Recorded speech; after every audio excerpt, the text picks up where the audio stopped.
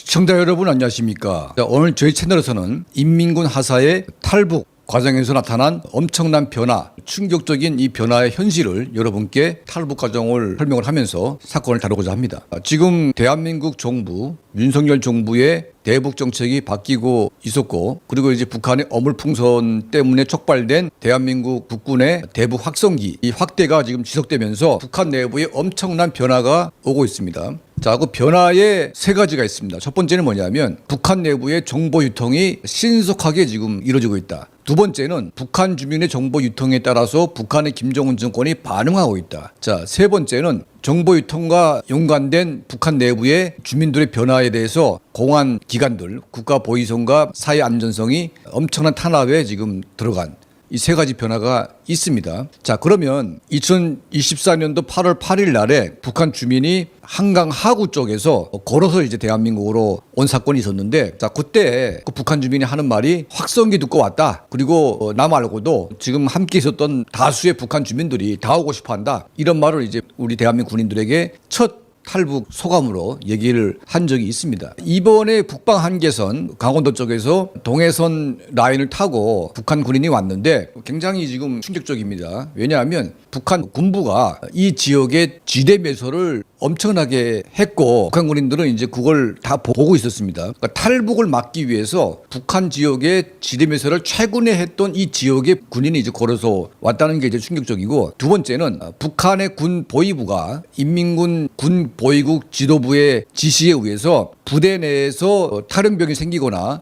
특히 대한민국으로 도망가는 병사가 있을 경우에 해당 부대의 보위지도원과 행정 책임자, 그러니까 이제 군 지휘관이죠, 직접적인 문책을 하겠다고 통보가 왔습니다. 그러니까 이제 탈북을 하게 되면 그 부대의 지휘관은 전부 다 연대 책임을 지는 그런 구조가 되는 거죠. 이미 뭐 북한은 그렇게 해왔지만 이번에는 소대 단위, 중대 단위, 연대 단위에서 이 대규모의 어떤 처벌을 가하겠다는 그런 통보가 왔음에도 불구하고, 그러니까 지금 북한 군인들이 서로 탈북할까 봐 서로 감시하고 있고 서로 지금 주시하고 있는데, 이런 이제 엄청난 통제 속에서 또 북한 군인이 탈북을 했습니다. 매우 중요한 포인트 또 하나가 있습니다. 이게 뭐냐면 우리 대한민국 국군의 군사 분계선 상에서 북한 군인들을 마주하는 이 방식이 달라지고 있습니다. 자, 문재인 정권 때에는 북한 군인이 접근만 하게 되면 총으로 쏴가지고 못 오겠습니다. 그러니까 이거는 의도적으로 탈북을 방해하기 위한 그런 조치가 있었기 때문에 이런 것들이 관행화가 돼가지고 북한 군인들이 탈북할 때 가장 무서운 것이 우리 대한민국 국군의 눈먼 총알이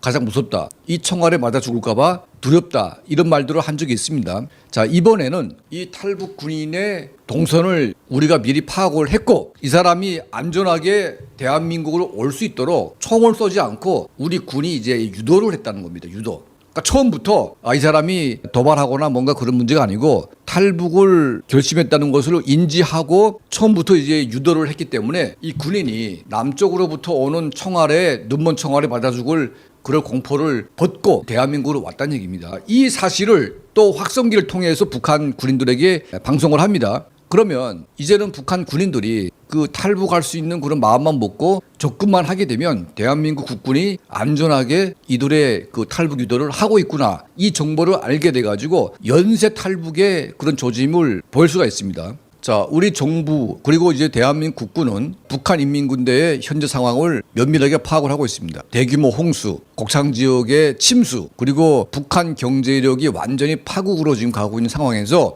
인민군대의 군수 물자가 거의 지금 공급이 안 되고 있습니다. 말이 군대지 거의 마적대와 비슷한 이제 그런 상황 속에 있고 하루 세 끼 밥도 못 먹는 굶주림에 허덕이고 있습니다. 자, MZ세대 북한 군인들, 이제는 군 지휘관까지도 시장 세대가 장악을 했습니다.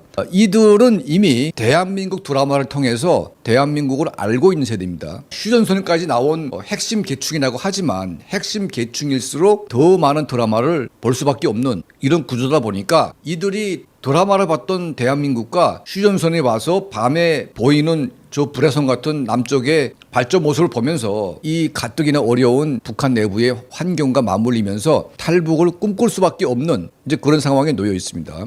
자, 군인 하나가 탈북한 게 대단한 건 아닙니다. 하지만 엄청난 변화 속에서 지금 한 명, 두 명 오기 시작하는데 이제 구조적으로 북한의 통제 시스템이 붕괴될 경우에 소대 단위로, 분대 단위로, 중대 단위로 떼고지로 올 수 있는 그런 가능성까지도 우리가 열어놔야 된다. 자, 북한은 탈북을 막으려고 지뢰를 배설하고 통제를 가하지만 이제는 대한민국 국군은 북한으로부터 위협을 우리가 막아야 되겠지만 대규모의 탈북을 대비한 소위 개구멍이라고 하죠. 이런 개구멍들을 여러 곳에 설치해가지고 북한 탈북 군인들이 안전하게 올 수 있도록 자유의 통로를 곳곳에 설치해서 확성기를 통해서 자유의 통로에 접근하는 이 방법을 알려주고 대규모로 유도를 해야 되겠다. 자, 이런 생각을 하게 됐습니다.